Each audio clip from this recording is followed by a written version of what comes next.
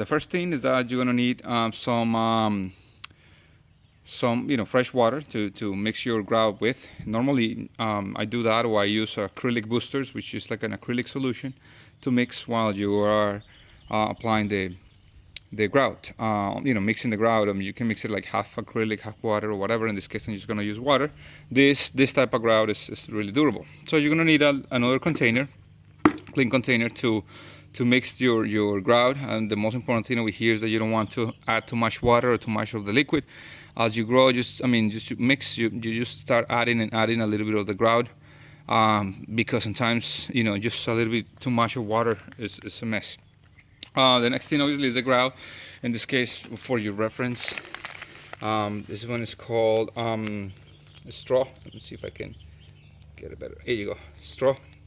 The company is My Pay, I think it's called. Yes, here you go. And then the color S. No, that's it.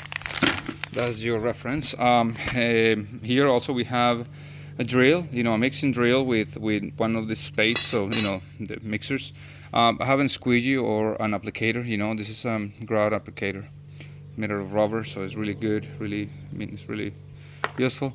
I have a little shim, a little piece of wood to clean just the little corners. I don't like the corners to have a lot of excess of grout, and sometimes the fingers of these things are not that good for that. So you can use a little spatula, like a little, mixer with a square end.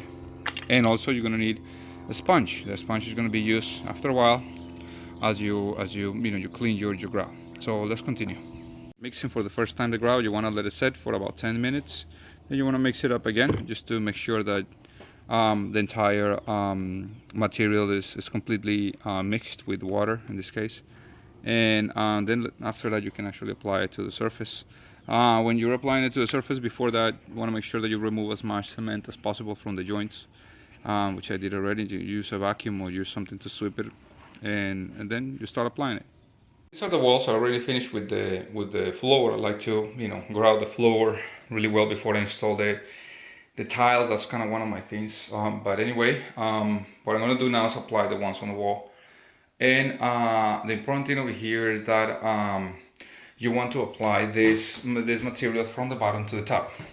Now, as you can see, let me get over here. As you can see, the material is pretty much sticky, so it's not it's not that hard and it's not that soft.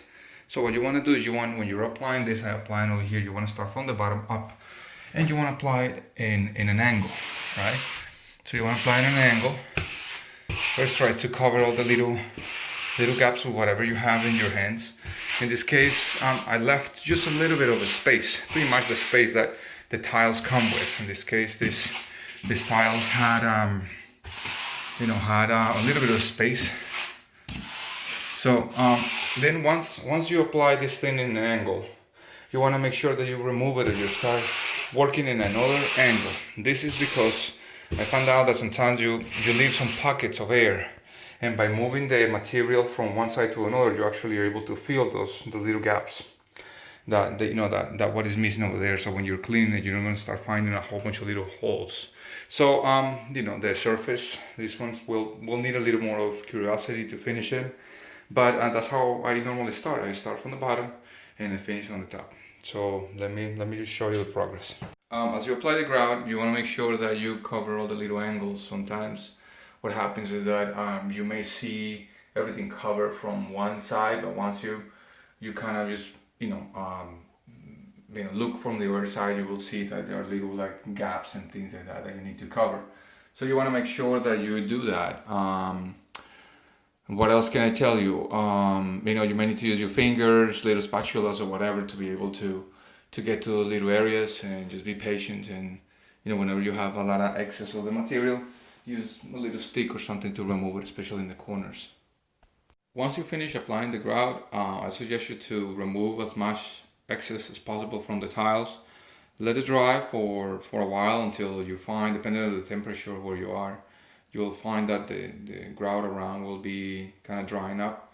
You want to make sure that you don't leave it too long, or don't take it too fast, because you will start removing grout from the joints. You're going to remove some, but you don't want to remove everything. So keep some of the grout with you, and just let it dry for a little bit. Use fresh water and a sponge to clean it at least twice. And later on with a dry sponge or a rag, I mean, you wanna start dragging all the dry grout down, So I suggest you to use a mask to avoid kind of, just intaking all the dust and stuff like that around. If you have a lot of it, though.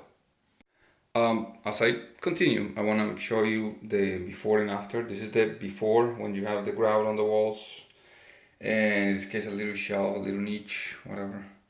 But if you notice, the corners are nice and clean, and I'm doing that with a little piece of wood that I'm just going to the corners and removing the excess, obviously using a clean sponge, working together with that. And you will find some little holes here and there, so you want to make sure that you have some of the grout with you, so to correct those little things. When you get to the point that is, ready to smooth out, to clean or whatever, try to remove it and rotating in a rotating way, and make sure that your lines are nice and straight and they maintain the same level. If you have a little excess in a corner, make sure that you correct that before it's dry. It will be really hard to correct once they are dry. So let's continue. Well, as we can see now, the grout is nice and dry. Once the walls were dry, I proceed to clean with a dry sponge, scrubbing sponge, whatever left over of the grout and stuff like that. I'm using a mask as well and a small spatula just to kind of shape the little corners, especially that. I went ahead and put the trim on the shower faucet as well, and just pretty much clean the edges around them and stuff. So thank you so much for watching. I hope this video will give you an idea how you can do your own projects. If you have any questions or concerns, please let me know. And if you're not a subscriber, please subscribe. If you are, thank you so much, and I hope I can keep bringing you good material to help you work with your own home improvements and stuff like that. So thank you so much, and I see you in the next one. Bye bye.